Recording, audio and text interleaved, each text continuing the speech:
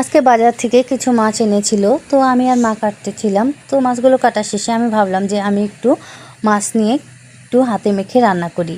তো আমি পেঁয়াজ, কাঁচামরিচ, আলু কুচিয়ে নিলাম।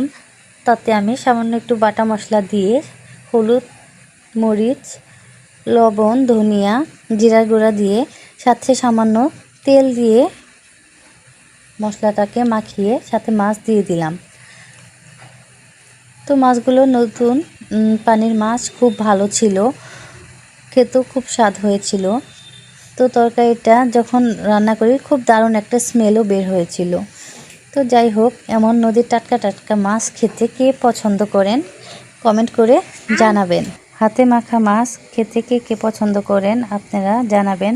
হাতে মাখা মাছ খেতে অনেকটাই ভালো লাগে, বিশেষ করে নদীর ছোট মাছগুলো হাতে মেখে রান্না করলে অনেক স্বাদ হয়, খেতেও ভালো লাগে।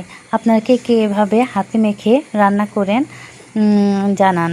আর আপনারা যারা এভাবে রান্না করেন না, তারা এভাবে রান্না করে দেখবেন কতটা ভালো লাগে। তো গরুর মাংসও এভাবে হাতে মেখে রান্না করলে ভালো লাগে, সেরকম মাছও হাতে মেখে রান্না করলে অনেকটাই স্বাদ হয়। যাই হোক, আমার মাছ মাখানো শেষ হয়ে গেছে। এখন আমি এটাকে আলাদা একটি পাত্রে রান্না করে নেব। তো দেখেন, আমার তরকারিটা রান্না শেষ পর্যায়ে চলে এসেছে। আমার তরকারিটা হয়ে গেছে। সবাই ভালো থাকবেন। আল্লাহ হাফেজ।